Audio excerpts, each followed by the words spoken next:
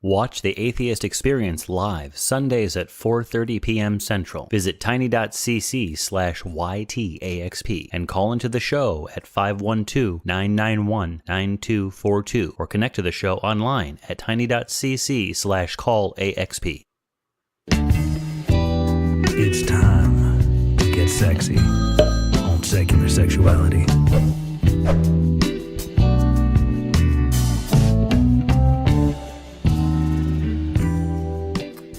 Hello, and welcome to Secular Sexuality, the ACA show that wants to take you out to dinner and respect you as a person. My name is Kara Griffin. I'm here tonight on a date with a couple of friends I found on the internet who are ready to trade bites. Welcome, Christy Powell. Hey, howdy, hey, I'm excited. Let's do it. All right, and welcome, Phoebe Rose. Hello, Cara, and hello again, Christy. We meet again in this wonderful place that we always seem to be running into each other. Yeah, Imagine meeting you here.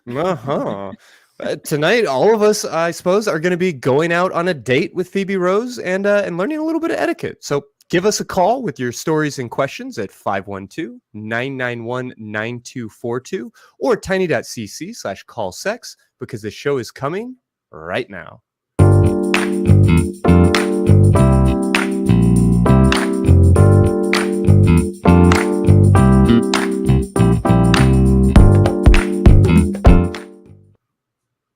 All right, you two, you know the drill. It's the top of the show, and I want to know what is turning you on this week. Christy, would you like to go first? Yeah, for sure. I am completely worked up. I had the opportunity at last week's membership meeting to go back into the Free Thought Library right there on Koenig Lane, the Mecca, the place where it all happened.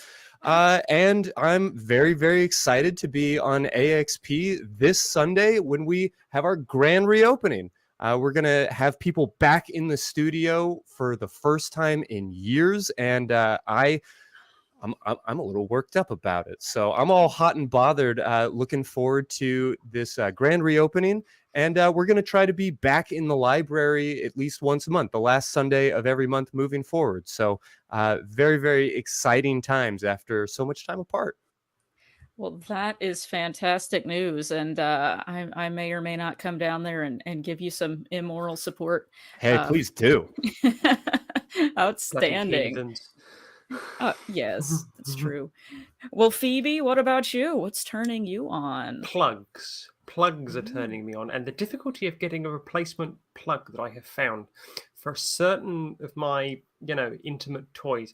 So I've had these toys a while, and these were fairly old, and I actually had a plug go on me, and it was a bit scary. So it kind of nearly set fire to my bedroom, and my partner was like, "Oh, hang on a minute, unplug that, switch that off." And it was actually much harder than I thought to get a replacement, magnetic charger for some of my, toys, and that was really quite annoying. But when they did come, I did have a lot of fun with them, so it was worth the wait. But it was fairly annoying and nearly burnt my bedroom, and my partner was a bit, wait, excuse me.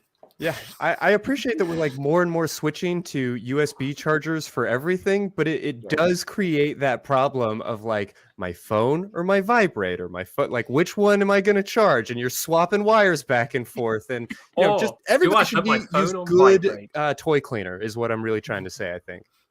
Real question is, do I put my phone on vibrate? That's the real question. There you go. That'll do it. The answer is yes. Solve that problem. That is excellent. Well, I am really glad to hear that you did not burn down the apartment. So safety first, y'all.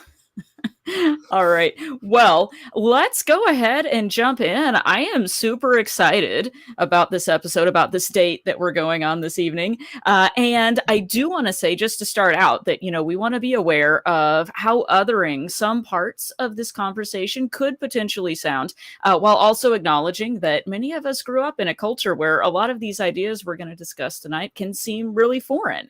And so, Phoebe, I don't want to make you the spokesperson for dating trans people, but I think we would love to learn from your experience and find out just how to be a better member of society. If there's any information you can share with us that you think people ought to know. For example, if someone had never been on a date with a trans woman, what do you suspect they may not already know that you would like them to? Well, they may have only ever read about trans women or only ever seen media representations of trans women, which is going to be not the greatest. So if you've watched things like Ace Ventura, which was probably one of the worst depictions that you could ever have, it's going to be sensationalist nonsense. And they may not expect trans women to actually just be like any other regular person that they're going to go out on a date with for the first time. You've got to remember what a first date is. You're meeting somebody who's a potential total stranger to you for the very first time, and you're getting to know them. You're going to know probably their name. Well, I hope you're going to know their name, and you're probably going to know roughly what they look like. You know, online dating is where we're at nowadays, and, you know, online profile pictures, they may not necessarily always be the most accurate when you come to seeing somebody in person, but trans people are going to be no different to cis people in this regard. It's going to be just as intimidating for the trans person as it is for the cis person or the other person that they're going on a date with, because I was not implying that trans people can only date cis people there, but, you know, it's going to be a bit for both of them, because when I go out dating, or when I was out dating before I met my wonderful fiance, I was quite nervous. Not because I was meeting somebody, but because somebody was meeting me. And how would they react to me as a trans person? Are they going to get up and storm out because, you know, I said, well, hello, I'm a trans woman here. It's something that I think that you should know. And is this going to be one of those things where people just go, ah, and they do the Benny Hill run as far and as fast as they can from me? Just, you know. That's the Scooby-Doo run to us here. Yeah, got it. All on the same page. Yeah, I can't imagine the like safety concerns that women are already facing being compounded by the trans panic narrative and so much of that bullshit. I mean, dating is hard enough without being afraid for your life. Yeah, I mean, and it's especially worrying when you know that trans panic is perfectly acceptable as a defense in some criminal cases in some states and in some countries, and go, yeah, I ended up with trans panic, and, you know, yeesh. So it's always a bit scary. And the thing with dating that I have found as a trans woman is my flags go up very quickly when I enter a room, and the person that I'm with has to kind of lower those flags, because if they stay up, I'm gonna not see them again, because I've got to make sure that you're saying the things that are not going to keep my flags up, because they're going to be up, because I'm going to be looking out for, well, okay, are you saying things that are exclusionary? Are you saying things that are slightly bigoted? Are you saying things that are transphobic? Are you clocking me as a trans person, and are you making a point of it? So if you keep my flag somewhere up here, I'm going to go, I was really uncomfortable with that. But if you manage to get my flags to start coming down and I start to relax and you're saying all the right things and you're being really nice, then I'm more likely to see you again. So the use of your language is going to influence me particularly when I'm out on a date with you. So, I mean, you are just as is always the case on a date. You're interviewing this person to see absolutely. Yeah. But I think that whereas most people generally go into a first date, from what I chatted to friends about, particularly cis friends and people who are cis male same-sex dating, they generally go in relaxed, trying to get to know the person. Whereas I've always gone into a situation where I want to come out relaxed, where I haven't necessarily gone in relaxed, because I'm, concerned about my safety. Mm-hmm. Yeah, that makes a lot of sense. Are there some things, I know you mentioned a couple of red flags that you might look for. Are there some things that you wish people knew to do or not do when they are on this first date? Or is that something that you don't want to say out loud on the internet? I'll say one, which is a fairly obvious one, which I'd hope most people would say. But if you start mentioning certain, how can I say this? If you start mentioning certain trigger phrases, such that you may have heard in the media, that you may think are fairly innocuous phrases that have undertones that you may lead to somewhere else. So, for example, if somebody was like to say, "Oh, I think it's ridiculous that people identify as X, as like a tree or something," then I'm just going to say, "I want nothing to do with you." Yeah, that's fair. Or I've had I heard on Joe Rogan last week, or Yeah, he turned himself or- into a pickle. You know, those phrases that just kind of Yeah. let you know we might be in danger here. Or something like, "I think Jordan Peterson's hard done by." You know, I actually- dating. Yeah, I heard that one recently, and the attack helicopter has come Oh, up for me yes. before too. So that is another red flag. Although Very much so. yeah, they say things like, if you can be anyone, be yourself, unless Batman's available. I mean, I feel like, if a attack helicopter was available, I would absolutely be down with that. But Well, it always I don't depends which think it country's is. attack helicopter it is. If it's a nice British Right. attack helicopter, then I'll feel much more comfortable because I'll be sitting on Yeah. the correct side of it. Whereas if it was an American one, I'd be sitting on the wrong side of it. Yeah, and I mean, I might go for the American one. I mean, I don't know. Yeah. So, it's like don't assume anything. Okay. Well, so speaking of generalities, when we're on dates, it seems like a lot of issues, just kind of come down to a series of kind of routine conversations. Do you have any more advice for just how to participate in the conversations as you're getting to know someone? Maybe you make it to the second date. How do we approach conversations about So- this? When I've been on multiple dates with somebody, I've always had something in me where I've never wanted to lead somebody on. So if I really don't feel comfortable with somebody, I won't disclose that I'm trans on a first date as a typical thing unless I'm really, really comfortable with you and I think this is going to go somewhere. So on a first date, I'm probably not going to let you know. But if I see you for like a second date or a third date, then you're more likely to have me disclose that information. And if someone does disclose that information to you, remember, it's their information to give to you. You have no right to know this information unless you're getting really, really serious here and you're sharing your life with this person. I see it as, okay, I'm getting to know you a bit better. I feel comfortable enough testing the water here. Let's see where we go from here. And if someone does start to open up to you and you are uncomfortable, don't be a wanker. Please, don't be a wanker. Don't react like, they've all of a sudden developed a contagious disease in front of you. They were the same person 15 seconds ago. They are 15 seconds later. Don't be a complete tosser here. It's the most dehumanizing thing you can do. If somebody says, look, I'm a trans person here, I'm a trans woman here, and I'm starting to get comfortable with you, I just wanted to let you know that. And then they leave it there. Don't then go, well, okay, do you have this, that, and the other in your trousers? Don't do that. Mm-hmm. And don't say, oh, does that mean that you'll now sleep with anything? No, don't do that either. Does that mean, and I had one person that was the most horrendous person. So does that mean that you make porn because you've got a dick now? Are you just a chick with a dick? It's like, and it's just like, be respectful to the person in front of you.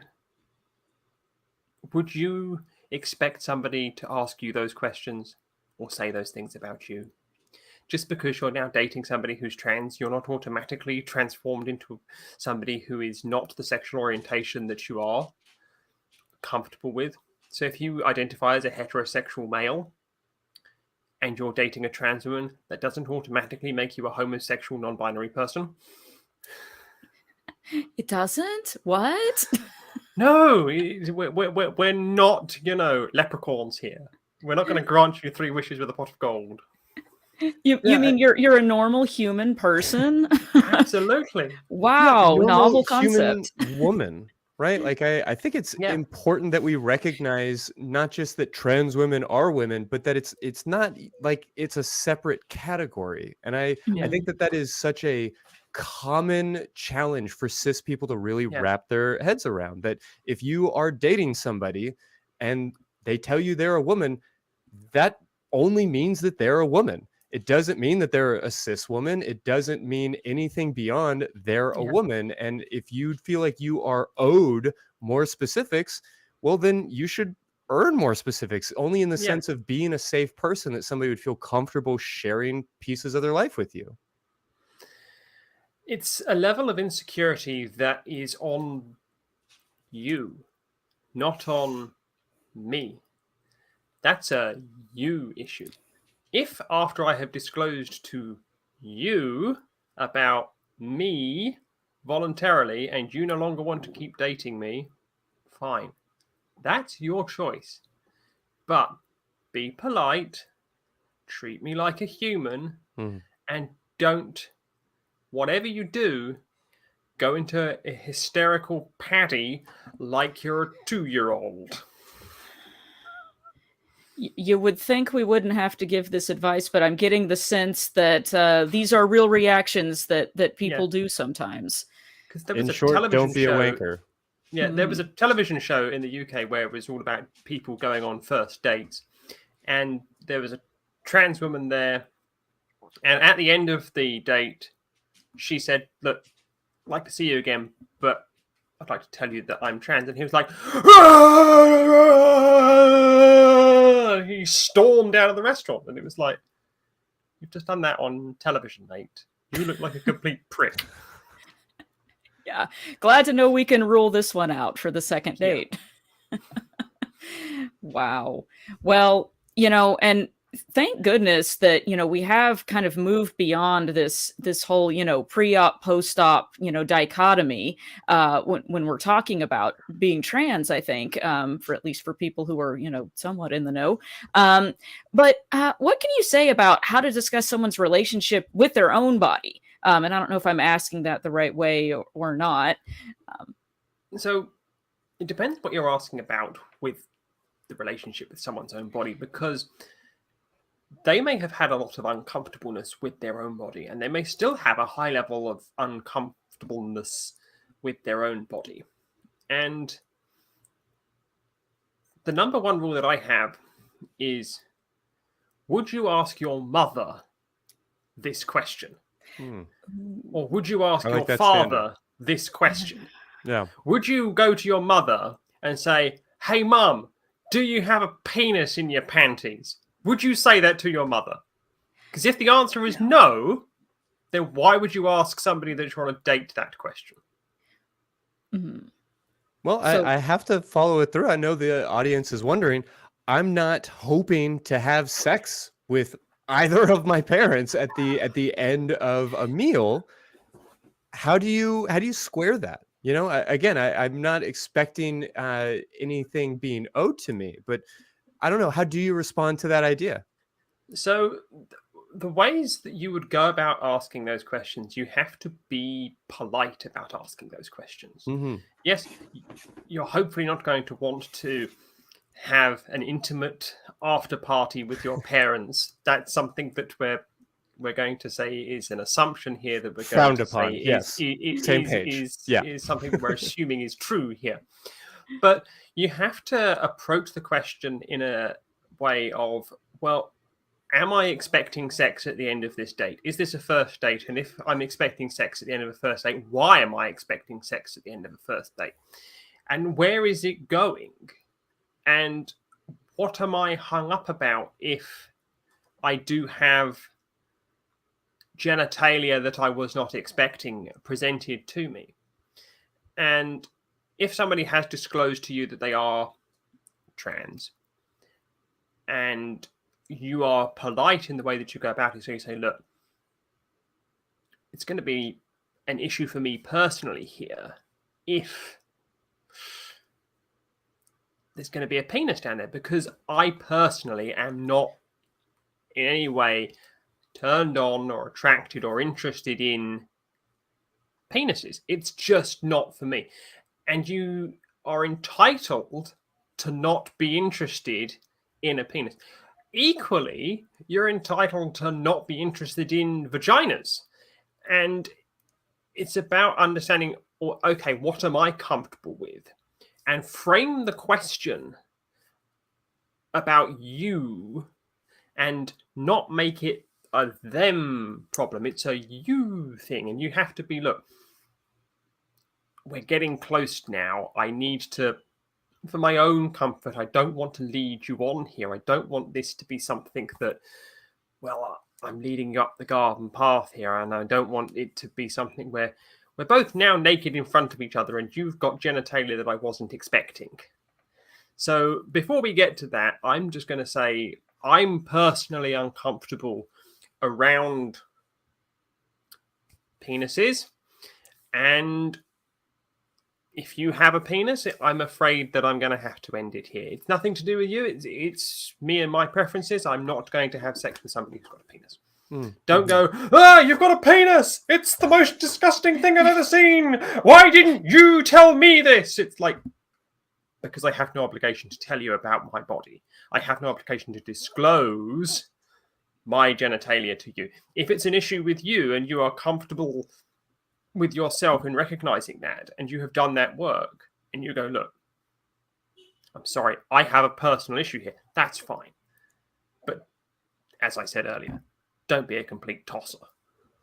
Yeah, I feel like that's not a complex answer, but it still feels so foreign for so much of our culture. Like, nobody is trying to pressure people at, well, that's another comment we can get into in a moment. But it's worth saying, like, trans folks are not en masse trying to pressure people into having sex with them that don't want to be having it. And yet there is just this notion that, like, well, I'm super straight, so I need to let people know so that they don't. And I think that is really a reaction of people who have been disrespectful towards women, being afraid of what goes around coming right back around to them.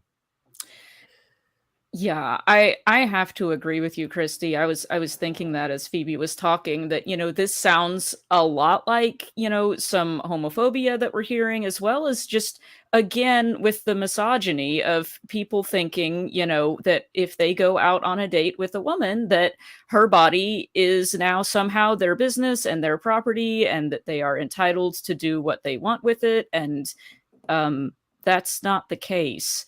FYI. Yeah, I love how you put that, Phoebe, too, about, make it about what you're interested in doing, because, isn't it a good idea for us to be having these conversations before we're getting intimate in the first place, as far as, hey, here's what I'm expecting, here's the kind of thing that I would like to do or not like to do. I mean, it's like a parallel that I would draw is if somebody was introducing a new kink into your relationship and you were completely turned off by it, you would say something fairly politely to them, go, look, that's not for me. If certain genitalia is not for you, be polite and go, look, it's not for me. It's maybe for other people, but it's not for me. Yeah. I mean, don't yuck someone's yum. Yeah, you're right. It applies everywhere. Yeah, fair enough. Well, thank you for giving some coaching on that. I hope that is helpful for some people out there. And it's not, I don't want to give the impression here that we're just all talking about, body parts the whole time. There's a lot more at play. Could you tell us at all about some of the effects of hormone replacement therapy in trans women and how that affects you and your body? Hormone replacement therapy. Go back to a time when you were, entering your formative teenage years and you had your body going through all these wonderful changes. Now imagine that you have been through that once already and you're doing it again if you weren't lucky enough to be able to stop that happening in the first place. So it's puberty number 2, or well, it certainly was puberty number 2 for me. So I've now got a lovely pair of my own homegrown breasts. I've developed fat redistributions. I've got a reduction in body hair in some parts, and well, basically my body has responded as you would expect a natal female to respond to, well, an endogenous female puberty. It won't get rid of certain things. I had to go and see a certain special person for that, but we'll get on to that later. But yeah, it's going to be, well, you're going through puberty. Again, you're going through estrogen-based puberty, so you're going to develop breasts. You're going to have certain fat redistributions. You're going to have reductions in body hair growth rates and body hair patterns, and it's going to just be, well, hello, I'm now going through an estrogen-based puberty, whereas I went through a testosterone-based puberty and I was a hulking mess of a human being, whereas I went through an estrogen-based puberty and it was one of the greatest and most rewarding times of my life because it was affirming who I was. That's not going to be the same for every trans person, and not every trans person is going to be as binary as I am, but for me, that's what it was like. I really like how you describe that as, it is a natural process that, most people can remember going through, whether it was more estrogen or more testosterone, depending on what their body did when they went through puberty. But, this isn't really a weird thing, right? We all have these hormones, and it sounds like they're having the expected results when you take them. Yeah. Wow, imagine that. That's great. Well, okay, tell us more. Like, we keep asking you about, what are some wrong ideas people have? But I just feel like there might be a lot. Are there there's any? Plenty of wrong ideas out there. There's plenty of wrong ideas. So the common myths that trans women are sex-hungry people who are still guided by, testosterone-based libidos is just a load of nonsense. Some people will still be sex-crazed nymphomaniacs, but, they were going to be sex-crazed nymphomaniacs, whether they had testosterone or estrogen flowing through them, most likely. But, yeah, you're just going to have a sex drive. It's going to be just like everyone else's sex drive. It's going to vary by person. And it's not going to be a shock when you go and see what a body looks like, because guess what? A body looks like a body. My breasts look like breasts. If you were to take a photograph of my breasts on their own, I'm pretty sure that if you were to line them up in a row of 50 other sets of breasts, you wouldn't be able to tell that they were trans women's breasts. You would just say, they're breasts. It's like that. They're not going to have written on it, rainbow-colored triangles saying that these are trans people's breasts. It doesn't work like that. Whereas it's crazy that people think that there's going to be differences in my body just because I went through an endogenous male puberty when I was a teenager and then went through an endogenous female puberty in my early 20s. I developed breasts. They're breasts.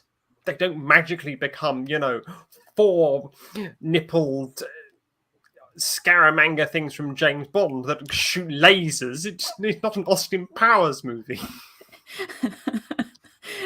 Fair enough.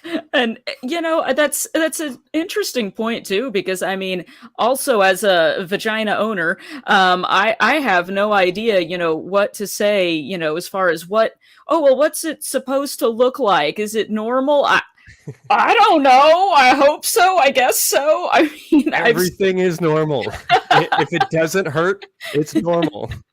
All I will say is that there are dedicated vagina museums out there where you can go and inspect pictures of vaginas, and they will all look different. Yeah. Do you go to the museum and say, "Oh, this is the normal looking one"? I don't think so. This is typical standard A vagina that we have here. It is, defined by its clear labia majora and labia minora with clitoris at the top. Here is vagina B. It has slightly enlarged labia majora and labia minora. The clitoris is slightly hidden by the clitoral hood. And here is vagina C, where there is a minimal clitoral hood and there is clitoris which is exposed, and there is exposed labia minora and minimum labia majora with vaginal canal opening, which is very defined here. It isn't like that, but that's what people think it's going to be like. It's just Yeah, so nobody's body looks like the really vague drawing in the sex ed class. Yeah. Well, let me call out real quickly allvulvasarebeautiful.com, which is kind of your online vulva museum, I suppose. I mean, I know that like 97% of the internet feels like it's a vulva museum, but this is presented a little bit more scholastically. Yeah. Yeah.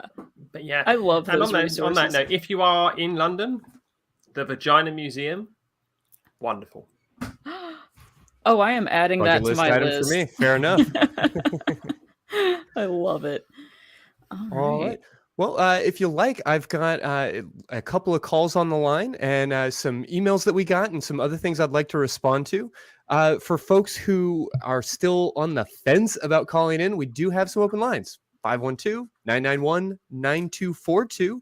But first, let's talk to Dean in Washington, yeah? All right.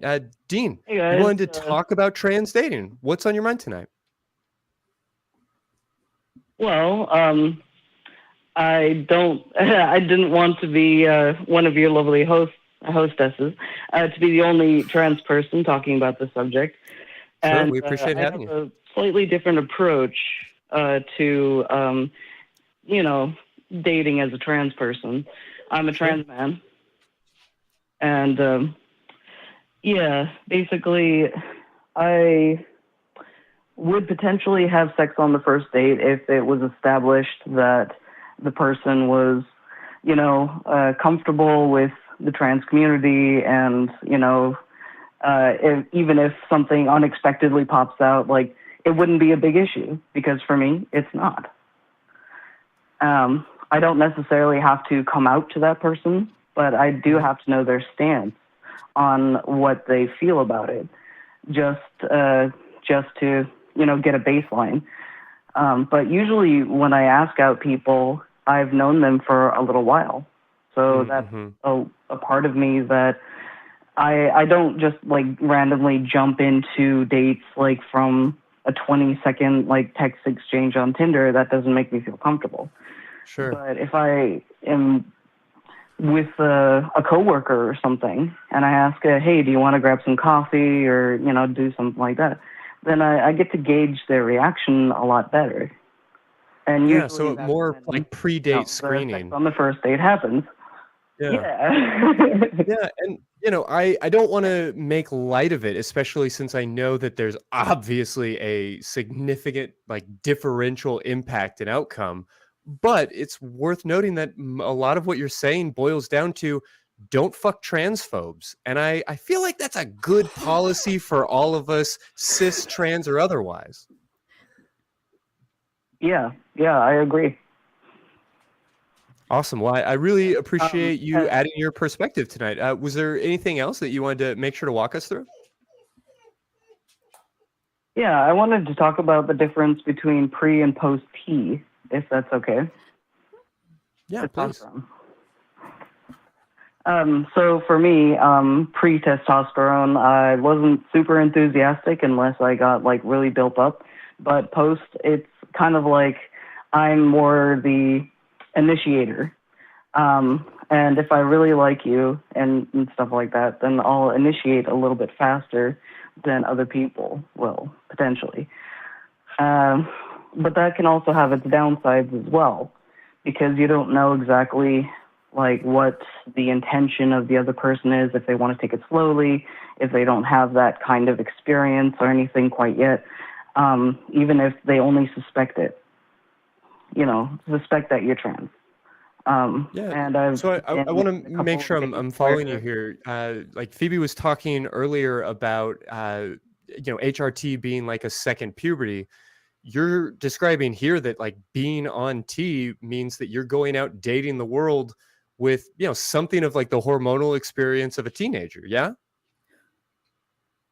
Yeah, more or less. But also with the confidence and understanding of someone who's in their early 30s.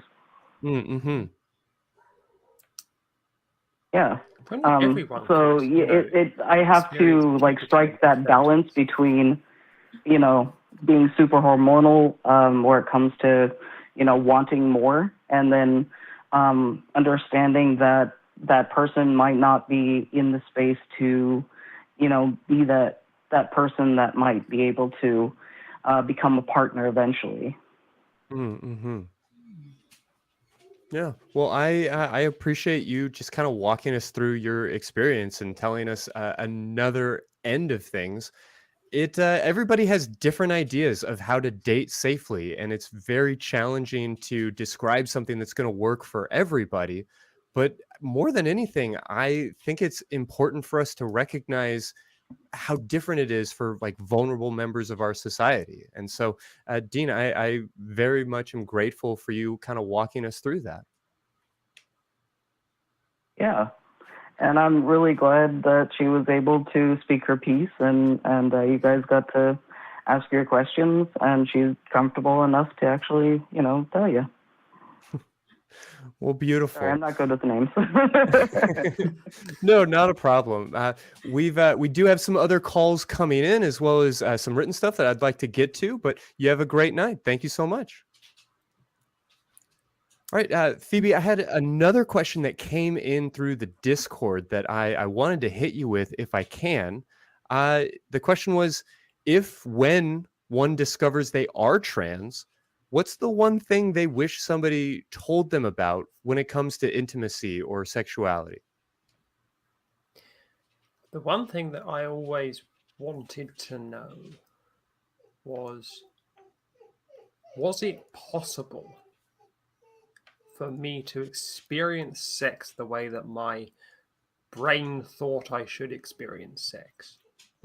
So when I had a penis in its original factory form, it always felt slightly odd to me.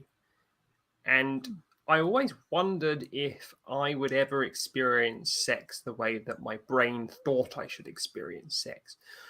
So was I going to be able to experience penetrative vaginal sex in the way that my brain was thinking that I should experience vaginal penetrative sex? Mm-hmm. And it turns out the answer is a big fat yes for me. And if somebody had told me that at the very beginning and gone, yeah, it'll take a while, but the journey's worth it because you will get there, I would have been a lot more patient with myself than I was. Yeah. I mean, I think it's pretty universal to find yourself at various points in puberty kind of equally disgusted or excited or confused by what's going on with your body. And this feels like a extra layer to that in a lot of ways, that it's a longer journey in a lot of ways. Absolutely. Awesome. Well, we have another call I'd like to get to, but first let's take a quick moment and see what's been going on around the rest of the ACA. Maybe I'll use that phrase a lot, but it's important to stress you're normal. Whatever it is, no matter how it hangs or dangles or smells or whatever else, it's normal. It's beautiful. He goes to heaven and he gets to live forever, whereas Anne Frank, who never came to understand Christ as her Lord and personal Savior, burns forever in a fire. Is that perfect justice? Because if it is, perfect justice can go itself. Feel free to give me some praise hands, ladies. For whatsoever thy soul lusteth after, for sheep or wine, or for strong drink, thou shalt eat there before the Lord thy God. So there you have it, folks. Amen. The Bible says grab some beers. Atheists go to outer darkness. It's a place worse than hell. Frank, why on earth should anybody believe that this is a real place? Kenneth, you're going to go to Valhalla when you die. I'd like to go to Cancun or something. It'd be way cooler. Really, very polite, well-groomed people are gathering in temples as we speak with all of their kids, and they believe that Joseph Smith was a prophet. What happens if you get to heaven and heaven is full of Mormons?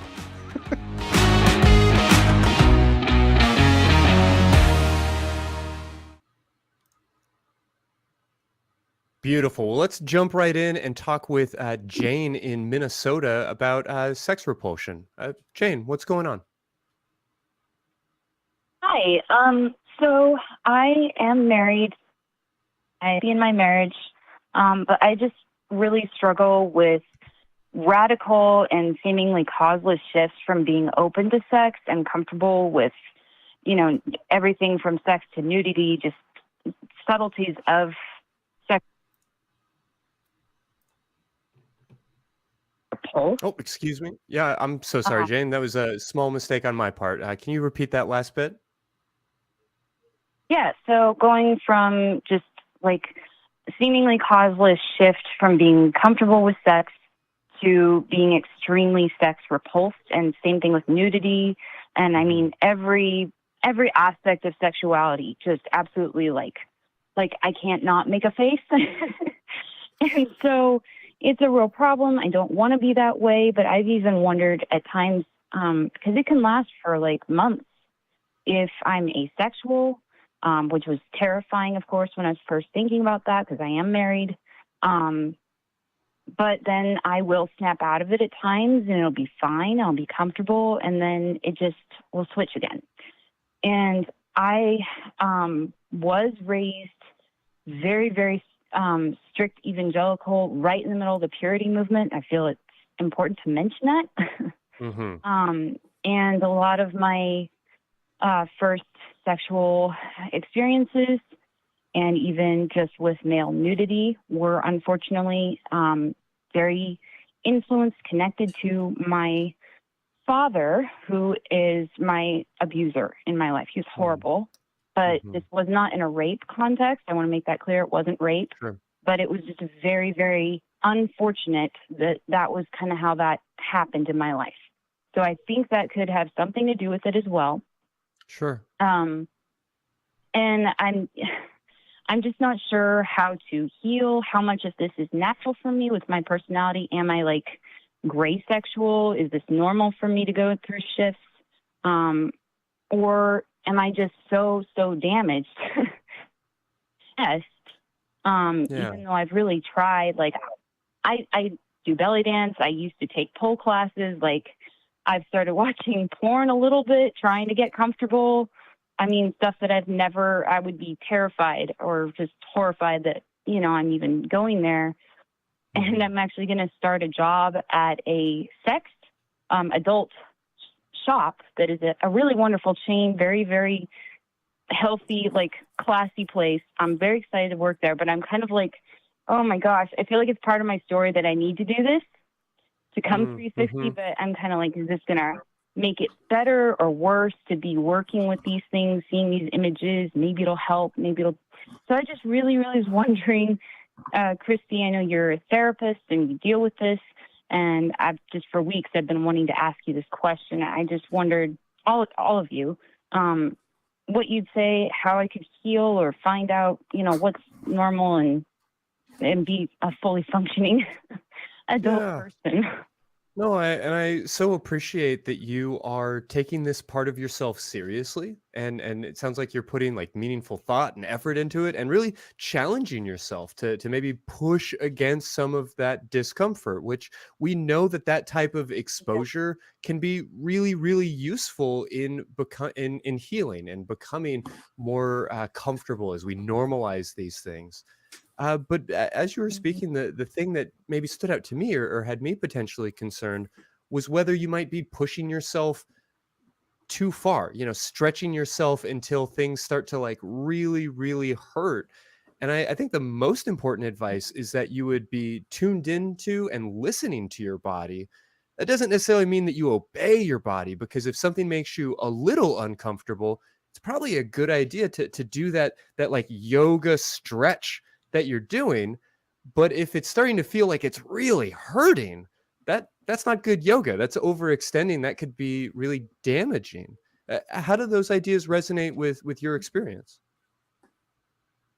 Well, I mean, I was kind of wondering if you might have that feedback. I have been really careful about not trying not to just force it, all the time, and just giving myself space.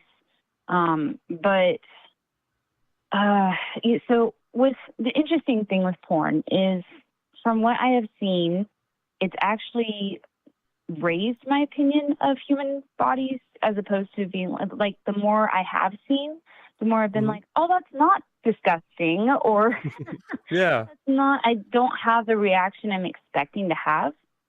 But at the same time, there is a part of me that eventually it will just switch over, like I said.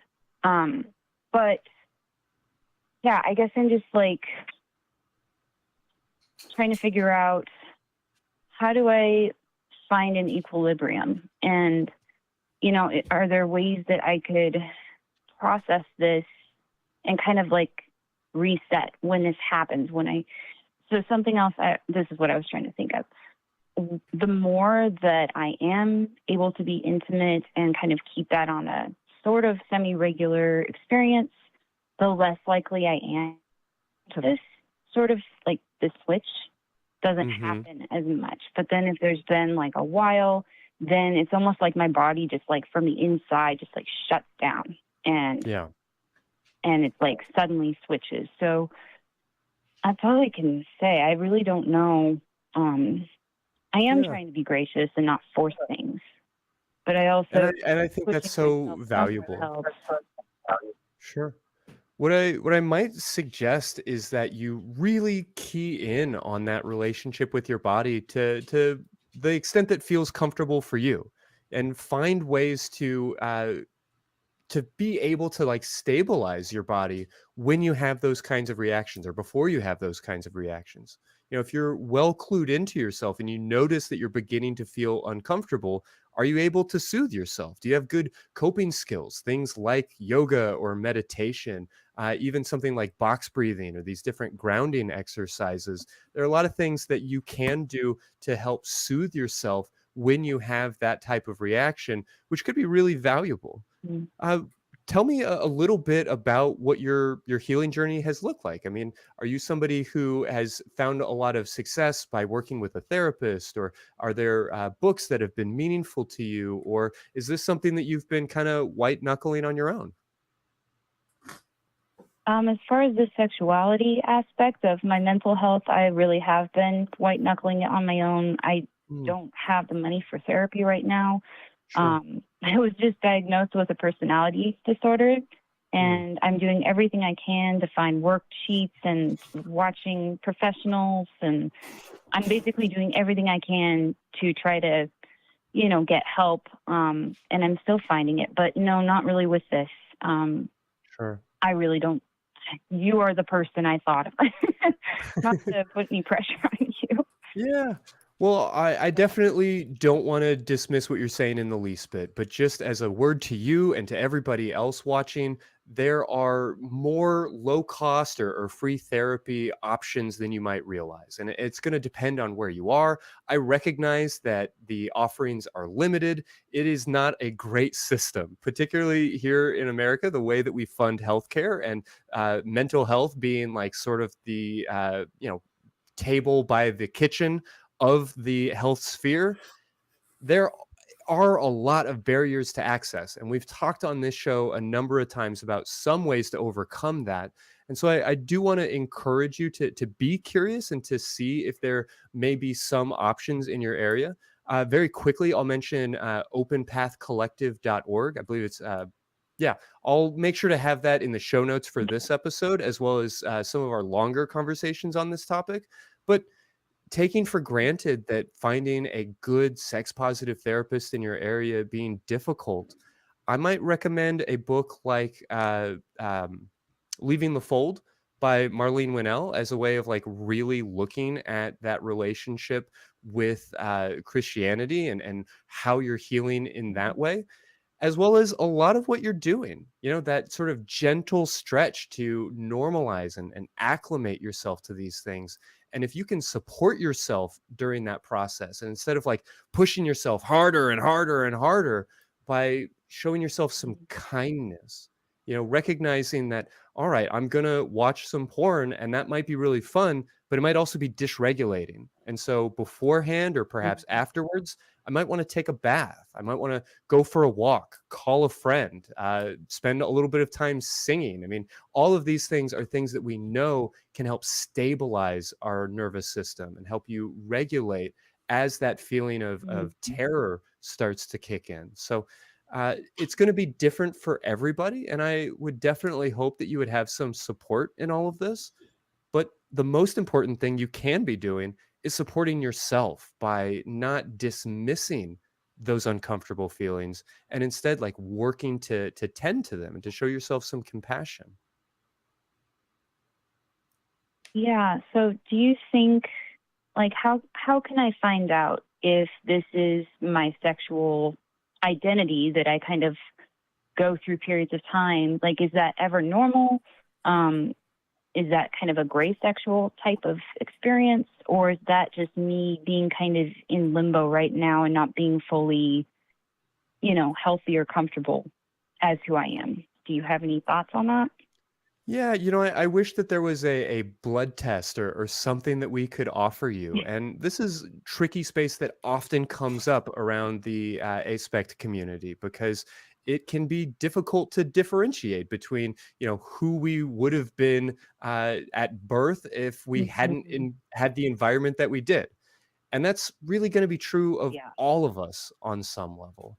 So I would tell you that you may find a lot of community and a lot of support in the asexual community. We spoke to Miss O'Kist about some of the incredible asexual groups and community that can be found online. And I think you may find people who are familiar with your story that may be able to help guide you through their experiences. I would definitely say that me and nobody else is going to be able to come in and tell you whether this is asexuality or trauma. But on a certain level, I want to say that it doesn't matter. And when I say that, all I really mean to suggest is that regardless of what label you put on yourself, regardless of what your quote genetic potential might have been or what your experiences have been, you have the body that you have. It has the reaction or the experience to sex that it has. And potentially you can curate some other thoughts and feelings. And if you enjoy doing that, if it feels fulfilling and it feels like you can do so safely and maybe not comfortably, but in a way that isn't wrecking your life or overwhelming you, then great, do that. If you decide, like sex maybe isn't something I want to prioritize right now, this is too much work, this is too exhausting, I want to leave that be for now, that's okay too. You don't owe it to anybody to have a fulfilling sex life, not even yourself. I would hope for that for you, but if it is ruining your life to try and find that for yourself, then what's the point of it anyway? Well, I mean, it's, I am in a relationship with a wonderful person who is my life partner. And so it does, it's not something that I can or want to dismiss, It makes me very sad thinking that I might be asexual when I am in that place. It gives me a sense of dread, like, oh my goodness, what is this is my reality.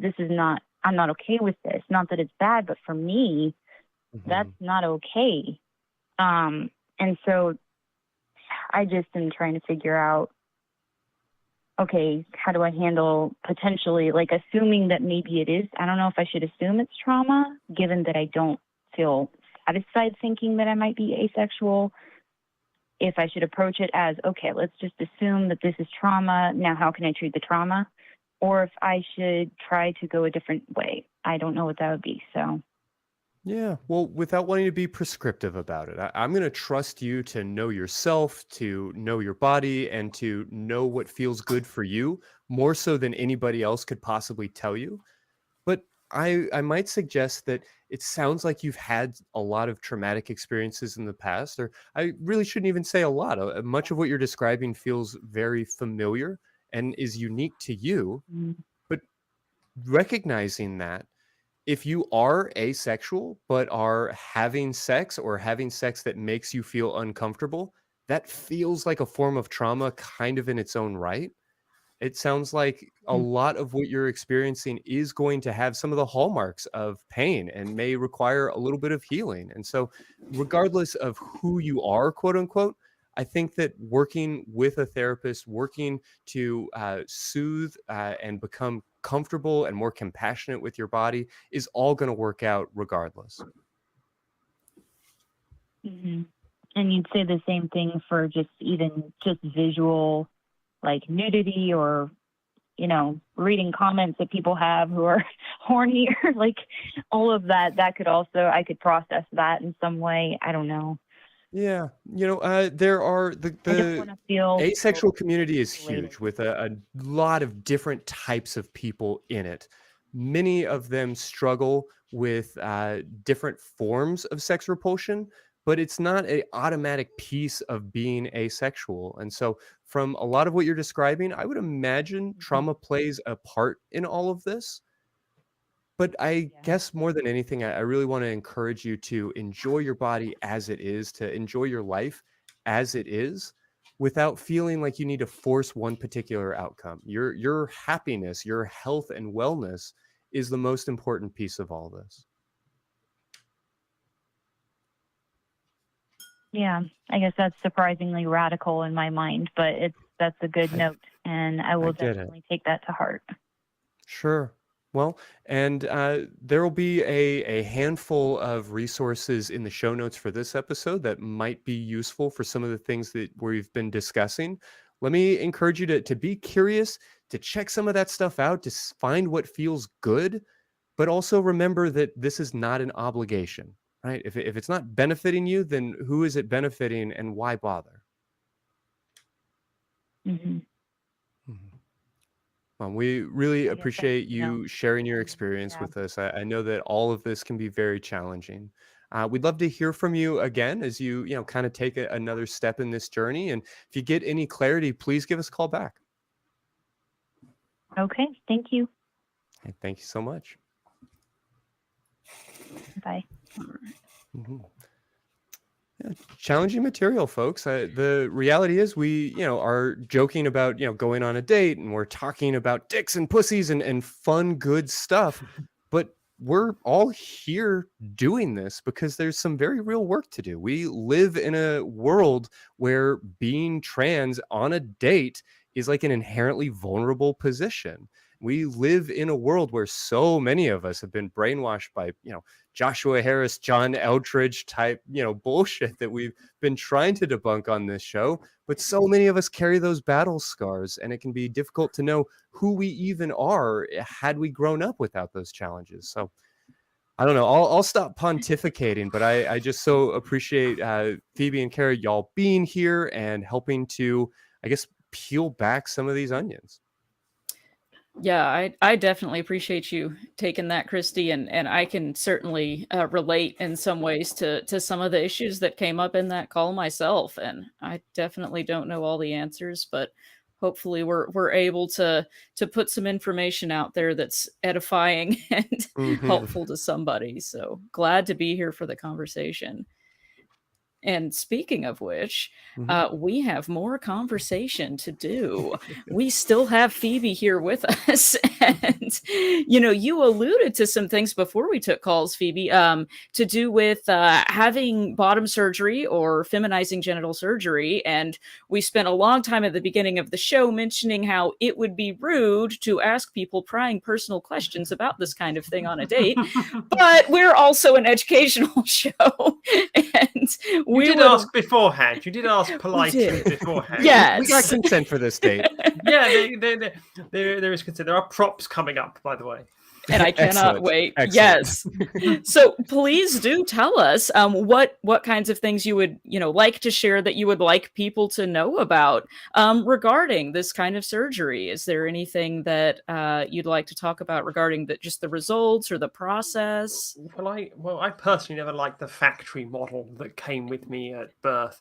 That was never the thing that ever really did much for me. So I decided to, modify the factory model, and I went and got a model that was a 2015, a late 2015 Thailand model, where I had a technique that's still largely not available in Western Europe and North America. I had what is known as a scrotal vaginal graft, where my scrotum has been grafted in to create a vaginal cavity. So the contracting muscular tissue that inside the scrotum is retained to give me a contracting vaginal canal. And I have retained my prostate. I have also retained all of the bulbar urethral gland, so I have natural lubrication. But the downside for me personally is that I have to manually keep my vaginal canal open. So if I am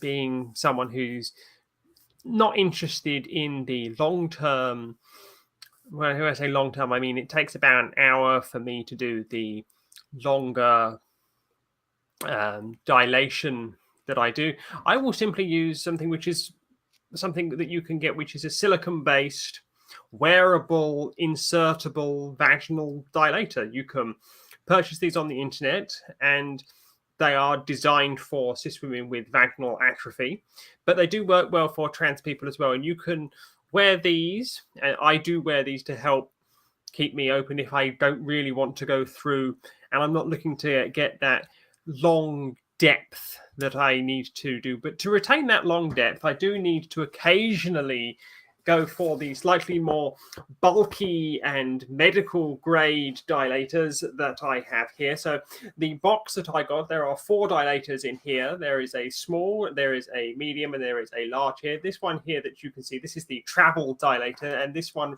is a large white insertable I'm not quite sure what it's made of. I think it's made of a very hardened plastic. It is white. It is 32 millimeters in diameter, and it is 21 centimeters long, whereas the clear acrylic large one is 34 millimeters in diameter. And in order to keep the vaginal canal open, I have to insert this once a week. So it is an undertaking that I have to do. So this large insertable stent, which is effectively what it is, has to go in to keep the canal open to prevent it from collapsing. I can typically get about 18 centimeters of depth when I am doing this, and it does go up to, as I said, this is over the 24 centimeters long with a 34 millimeter diameter, and that's the largest one that I have. If you are interested, you can go for slightly larger ones. I do know friends of mine who have got 40 millimeter width stents, but you can't really increase your length. You can increase your width to, physical maximums, but what you will hit is, the reason that I can't go any deeper than 18 centimeters is because I've hit my pelvis. I've physically hit the top. I can't go any further. My prostate is there and my pelvic bone is there, and you can't go any further with this. But I can typically get to about 17.5, 18 centimeters with this lovely clear stent, and it is virtually indestructible. It is designed to last. I've had this nearly 7 years now, and it is still going strong.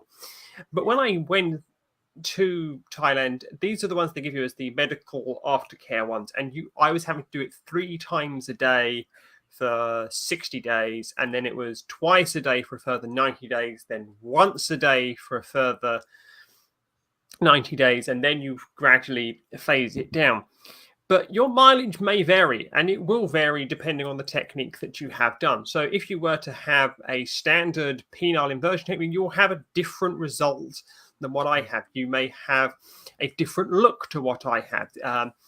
From my understanding and the research that I did, the penile inversion technique gives you slightly less depth, but it is a much simpler procedure. So what are you after when you are having your factory model genitalia created and transformed into man-made wonders of surgical crafted genitalia. So are you after something which is going to be functional? Are you after something that's going to be depth? Are you after, lots of, deep penetrative sex? Or are you after it just looks like a vagina and you're not really interested in penetrative sex? I mean, I myself have done professional pornography, and I've had people on set comment that they would not know that my genitalia was any different to genitalia that was factory models. So this is the stuff that they'll give you. So the large clear perspex stent is the standard kind of physiotherapy that you will do, but I have also graduated to, I want to keep the end open because I've got some nice bullet toys that will slide in quite nicely. And if I'm just being lazy and I don't want to get out like a large dildo or something and go all the way in, then I will simply use something smaller, which is going to keep it open so that I can just have some bullet fun. And it's personal preference as to what you personally want out of your genitalia. Are you after something which makes you feel good, where you can sit down, go to the toilet, and you're not really interested in having lots of sex? Whereas I love sex. I really do. It's wonderful. It gets my endorphins going. And for me, a lot of depth, and I was desperate to find someone who could allow me to self-lubricate, because that was the one thing I didn't want not to have. And where I have done some elements of professional pornography, that was a bonus when I was doing that as well, because it gave that sense and that aura, because I wasn't doing professional pornography in the niche that is, quote, trans. I was doing it in the standard female. So it was allowing my genitalia to pass more easily in that niche. So your mileage will vary. For me, I'm very happy. You will hear wonderful scare stories from people that, they can always tell, it's just a dick that's been shoved up inside. It doesn't lubricate. It's horrible. Nah. I mean, as if that wasn't what happened organically anyway, right? Like, right. I think people would be very upset to realize. But it's worth noting that these are, in fact, medical assistive devices. We're talking about dilators and stents. But I just really appreciate that my professional career has taken me to the extent that I get to talk to somebody about medical grade dildos for a living. This is fantastic. I love that we're having these conversations. And you don't just get one, you get 4 medical grade dildos in 4 varying sizes, as you can see. You've got your large one here, which is your 34 millimeter. You've got your medium sized one here, which is your 32 millimeter. It even says 32 millimeters stamped on the bottom of it. And then you have your smaller one. So if you've been a bit lax and you haven't done it for a while and you want to open yourself back up, you've got your smaller one, which is a 26 millimeters. But the problem that you have with this one is the end of it. It's actually quite a sharp end. Whereas if you compare the two ends, I don't know if that comes out. This one is a lot sharper end. This is a much duller end. So you have to be very careful when you're using this one that you don't accidentally push too hard, because you can, in extreme circumstances, if you really are pushing quite hard, you can do yourself a little bit of damage with that one. So when I was first starting, they would advise you to use this one with caution because it was very tender. So they would advise you to start off with your medium-sized one, which was this one. And if you really needed to, then drop down to your smaller one. But if you could, they would prefer you to use the larger one because it was much easier and much more of a rounded end to it. Yeah. Well, I really appreciate you walking us through that experience. You said that you had these for 7 years now. What can you tell us about the, I suppose, not just like the immediate healing process, but the experiences of patients with their bodies in the years and even decades after they've had this type of procedure? So one of the weirdest things that I experienced, and it's something that I will still never get used to, and something that if you do go and experience what I experienced out in Thailand, and particularly with the technique that I have, but it is true for other techniques, I think it is probably a universal maximum. Your mileage will vary, but for me, the weirdest thing was having nerve reconnections. I will never get over feeling parts of my body reconnect with the nerves that were there. So when I was experiencing things such as nerve experiences in my clitoris for the first time, so it would be a shock that I would experience. That was incredible because I was feeling that they were waking up, and my brain was remapping itself, and that was the most incredible thing to me, because I knew that my brain was going, yes, I know what was here, and I've now got to reteach myself what is now here. And my brain, in a way, was going away from what it didn't like, which was, oh, you've got a factory model penis. Oh, this isn't very nice. To now go, oh, you have modified that factory model penis into this handcrafted, godlike creation of a vagina, which you have always wanted and you never thought you would get. And that is fantastic. So, me, the healing process, it was a long healing process. It was 12 months out of my life. But it was the 12 months that I will always remember, because I'll always remember the first time I had sex with somebody who had a penis for the first time. And that was one of the most gender-affirming things I have ever done in my entire life, because at that moment, the one thing that caused me the most dysphoria was having a penis. And then realizing that I no longer had a penis, and my brain then going, this is at the front that this is going in. Not at the back that this is going. This is at the front this is going in. It made the experience a real epiphany for me. It made that experience really explode for me. And it was one of those moments where it was just like, this is how I imagine a nirvana type experience of sex to be. And for me, that was just gorgeous to the back teeth. So you will have fabulousness, but you'll also have difficulties. You will lose a lot because it is a traumatic experience. For me, getting back to the physicality that I had beforehand took a long time. And I was told by a friend, get yourself in the fittest shape you've ever been in your life, because you're going to lose it, because you're not going to be able to do anything for a year. I spent 7 days on my back in a hospital bed, unable to get out of this bed. I had a catheter in, had everything that you could imagine after a traumatic surgery. And it was really one of those moments where you just go, I really have done something quite enormous, not just psychologically here, but physically here. I have transformed a part of my body into something that is non-standard. I don't want to be careless in the comparison or overly blasé about it, but I had an experience where I had a massive cut on my knee, and it took a couple of years and honestly a pretty emotional experience for me to like regain that sensation in that knee. And I think about, what if I had that experience like on my genitals, on my clitoris? That feels incredibly overwhelming.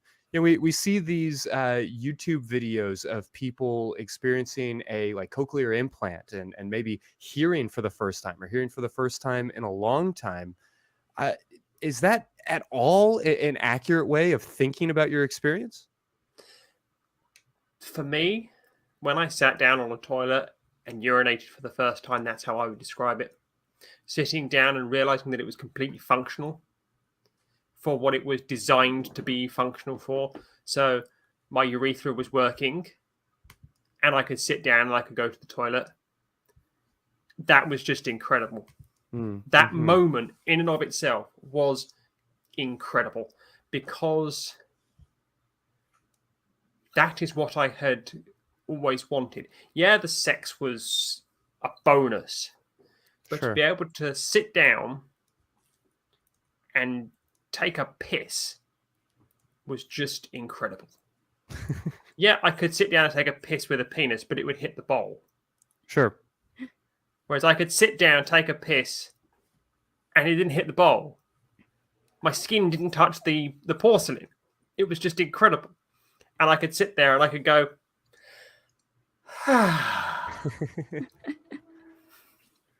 Yeah, well, I appreciate the both like physical, and then I could say emotional. I might even say like spiritual experience of having that transformation and that maybe affirmation of your body.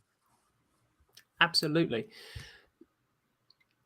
For me, my greatest source of dysphoria was my penis.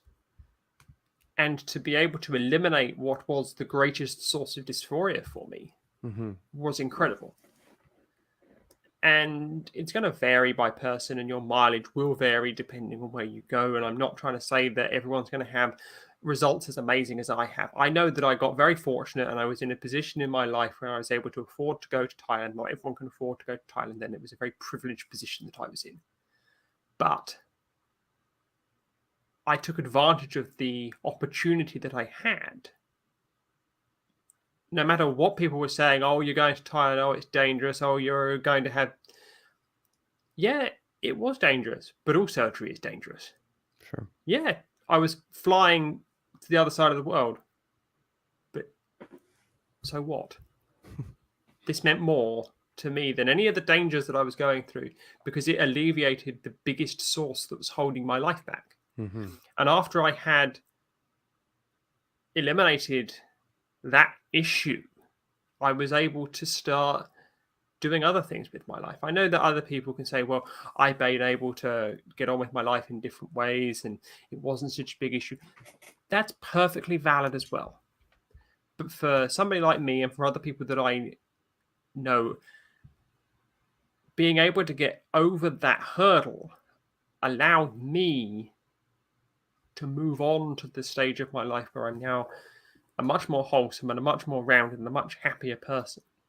And going to Thailand to see the surgeon that I did, there was a whole community of people there. I was in Thailand for 7 weeks. So I was in hospital for 1 week. They had you in Thailand a week before, and they made you stay for a minimum of 3 weeks afterwards. But I was playing it safe, and I wanted to see a bit of Thailand as well. So I stayed a week earlier and did some exploring around Thailand, and I stayed a couple of weeks later. And I was quite relieved that I did stay a couple of weeks later, because it's horror story time. So warning here, I'm about to talk about something where it went slightly wrong. I had clitoral hood separation, and I had to have a revision done where they re-sewed my clitoral hood so that it was all nice. But that was the only thing that I had. So things can go wrong, and it did go wrong for me. But it was fixed, and my clitoral hood is as good as it could possibly be. But that's surgery for you. And, it was a risk I was prepared to take. Well, let me ask you this, and I know this could be a little bit overly specific or may not be something you have a strong stance on, but it does make me wonder if you can imagine a world in which you're not having to fly to a foreign country to have this type of surgery, and whether or not you believe that you would have perhaps had a more straightforward, easier experience if we didn't live in such a transphobic world, or a world where transphobia has become such a specific dog whistle to gin up votes and create conflict. Absolutely. The problem that you have is that whilst transphobia and ginning up votes is seen as this abstract thing for society, it infiltrates the medical sector, and it infiltrates the medical sector quite heavily, insofar as these techniques that are cutting edge for advancements in genital surgery for trans women and trans men are largely seen as, oh, we can't do that, it's too complicated, we don't want to do that, I'm used to doing it my way, I'm going to keep doing my surgery my way, my penile inversion technique is the one that I'm going to keep doing because that's what I know what I'm going to do. I'm not going to perform simply an orchidectomy because if you just want that, then why am I bothering to waste my time with that? Why would I want to have somebody that has to have this long recovery time afterwards? Why would I bother? This works perfectly well as it is. Forgetting that, advances in technology are things that should be embraced and shouldn't be shunned. We particularly in the United Kingdom, where I'm based at the moment, are notorious for being stuck in the dark ages. So I was never going to go to an open ward, mixed ward potentially after having surgery that lasted 2 hours to go and stick my penis inside and go, yep, we chopped off a load of it. You've got to, lubricate yourself. I was prepared to fly to Thailand because the transphobia that is in my country prevented what is not today cutting edge technology from coming in and displacing what is old style technology. Whereas we should be continuing to push the envelope. Mm-hmm. You wouldn't say with cancer treatment, well, okay, we've cut out the tumor, but radiotherapy has its downside, so we're not going to bother with that. You just wouldn't say that. So why do we say that here? There are risks and downsides with everything. So why do we stop here?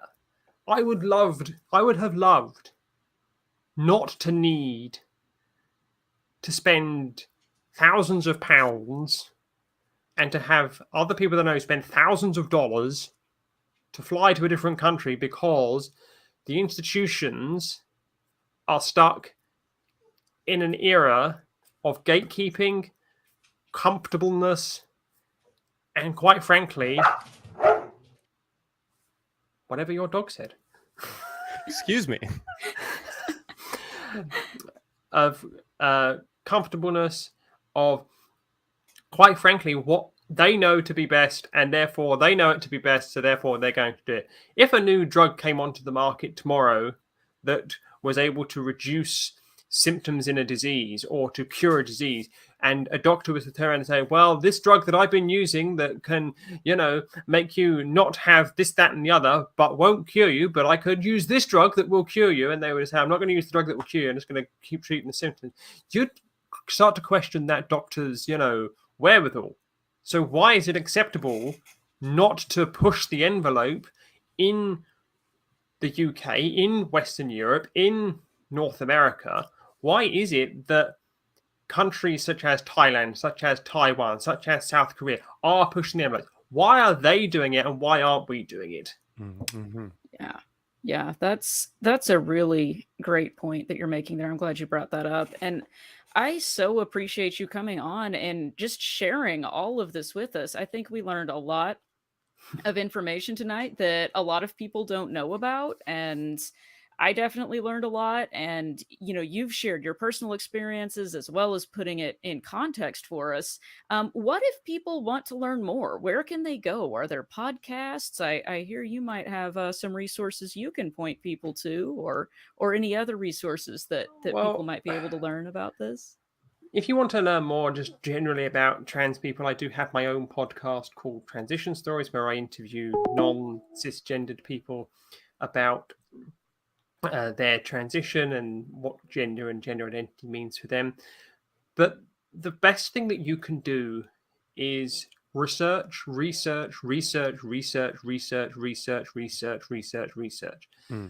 And you've got to evaluate what you think is going to be best for you.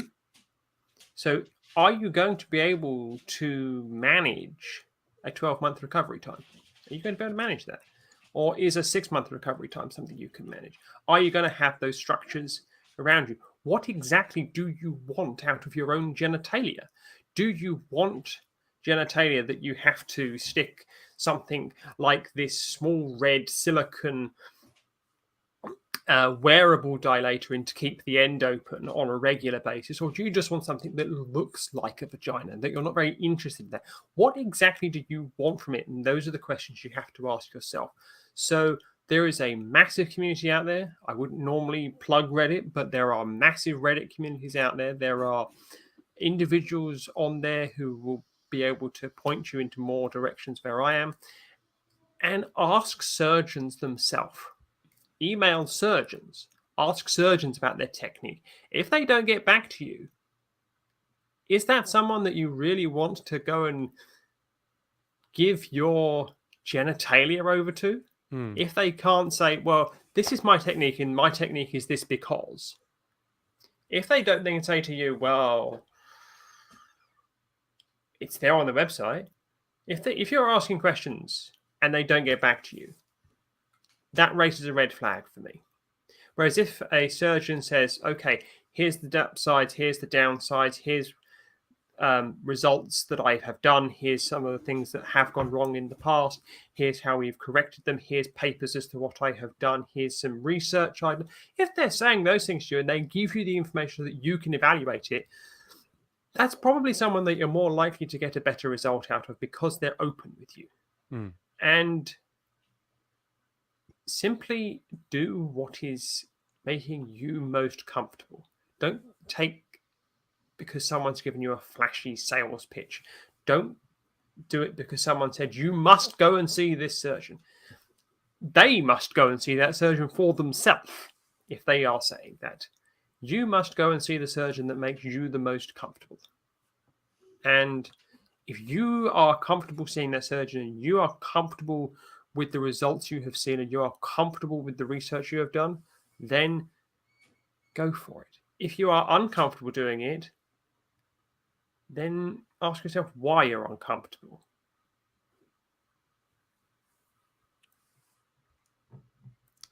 Good advice. Yeah. Well, Do you have any other directions that you want to point us to, or any other strategies, I guess, for just becoming more comfortable with these things as an ally? If someone is asking you questions and you're an ally of somebody, let them lead the conversation. Let them lead the conversation. Don't use phrasing or wording like, are you sure? Don't use words or phrasing like, oh, I don't think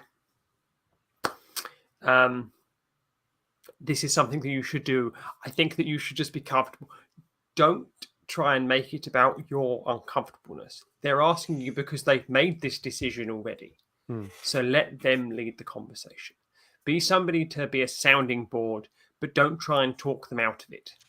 Unless, of course, it's something such as, oh, I've decided that I'm going to go and see an untrusted surgeon who's got all these bad reviews and I can't find anything, but they're dirt cheap. If they say something like that, that's red flags ahoy. Yeah. I mean, let's Then recognize why somebody might say those kinds of things or why they might find themselves in that position, but also, Absolutely. Yeah. Absolutely. Well, if you don't mind me saying so, I could sit here and talk about genitals with the two of you for really the rest of the night.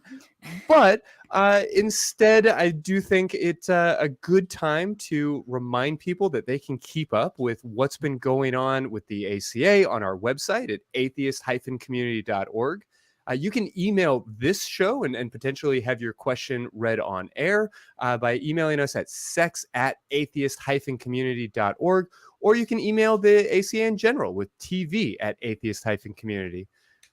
We'd love to encourage folks to check out all of the other shows on the network. One of the easiest ways to do that is at tiny.cc/AEN podcast. It's a one-stop shop where you can catch an audio version of each of the shows. You can find a lot of the links and more research on some of the things we've been talking about at the Secular Sexuality Facebook fan group. You can find that at tiny.cc/FBSSG or just by searching Secular Sexuality on your Facebook app. And then, of course, I want to mention the tiny.cc ACD Discord link where you can get connected with the atheist community of Discord, which is a really fascinating and wonderful group of folks. You can learn more about all these kinds of things and not feel so alone in this crazy, weird, sexy, atheistic journey that we're on. I'd love to remind people that they can support the ACA by going to tiny.cc/merch ACA, where we've got a number of great products, including a special this month only t-shirt. But of course, the most important thing I need to make sure to do tonight is to show you our incredibly sexy, our hot and steamy, hardworking crew who has worked so hard to help us get here. All the folks you see here, the folks you don't, we're so grateful for all of your efforts. And Kara, let me leave it with you.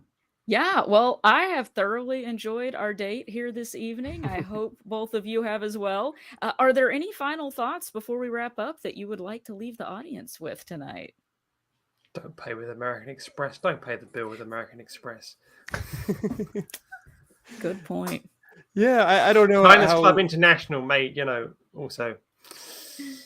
Yeah, I don't know how deeply profound this is, but after some of our conversations earlier, I guess as a therapist, I kind of want to gently remind people to ask themselves when they're looking at their gender, when they're looking at their sexuality, their sex life, their identity. I mean, any of the things that we talk about on this show, or really kind of any aspect of life. Ask yourself that question. Am I trying to do this because I'm supposed to? Am I trying to do this because I, quote, should? Am I like just masturbating all over myself because I think that there's some expectation that I live my life in these particular ways, or I experience sex or whatever else in these different ways? Or are you doing it because it makes you happy? Because it makes the world a better place, because it increases well-being for yourself and those around you. I think that's just an important razor for us all to hold on to. Good words to live by, Christy. And I think on that note, there's only one thing left to do at this point, and that's to grab your medical grade dildo, some artificial or self-made lubricant, and go out and give yourself a big old orgasm. Or better yet, give somebody else one. Hooray!